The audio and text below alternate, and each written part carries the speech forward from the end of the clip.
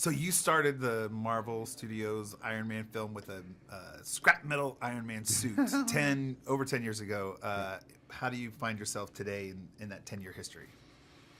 It's been a decade of signs and wonders. The process is always the process. You're given a set of circumstances and a script and coworkers, and you go try to put your secret sauce on that and make it fun and entertaining. And I think what's extraordinary is how that baton has been passed in such a magnanimous way from all these franchises. Now bring them all together in a way that's just so epic, So, History making. Yeah. So part of it is just like that Joseph Campbell great mystery. Like I mean, what could all this possibly mean? What it really is it's another fun movie, and it's coming out in a couple of days, and you're gonna love it. And so from the first film, did they have the idea that this was going to that this is where we'd end up?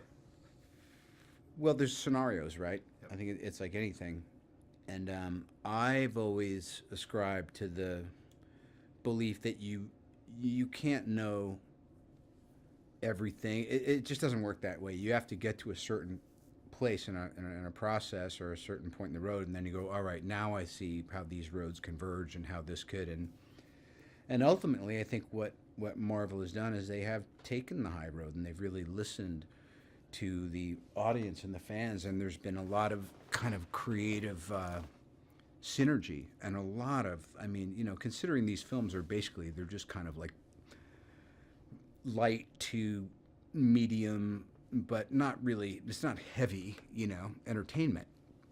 But I mean, the painstaking years and thousands of hours of us just all pulling out our hair trying to keep it viable and interesting and entertaining is I'm glad it's worked out this way, because we have been really working our asses off for a while.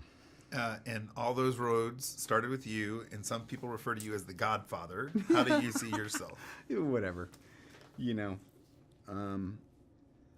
it's like the invention of a game or of a device or something. It's like these things come from somewhere else, and then they're kind of bestowed on humanity, usually through unconscious means. It's a very conscious act to go and make a motion picture, let alone think about launching and sustaining a cinematic universe. I mean, nobody had even heard of that 5-6 years ago. So I think it's interesting to be at the beginning of something, and every one of us at some point has been at the beginning of something that was special, and so that's it for me. If you want to call me Corleone and Kiss a Ring and all that, I mean, if that's your trip, but I feel grateful. So what's been your favorite part about playing Tony Stark, Iron Man?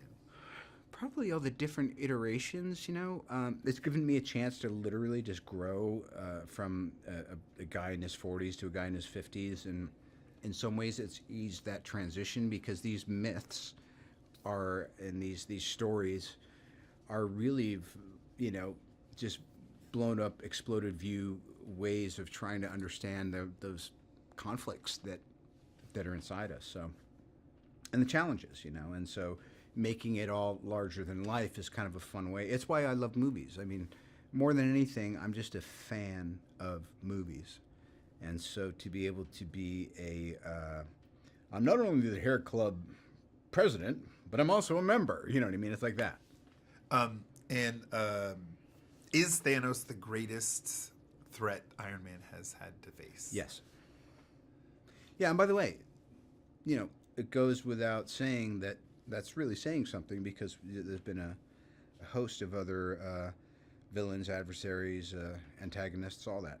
But I think, and we were just talking about this, Hemsworth and Johansson and Ruffalo and I were just talking about that we use Thanos as kind of almost like it's a one-word name for all of us raising the stakes to something that we feel is the sum of all fears.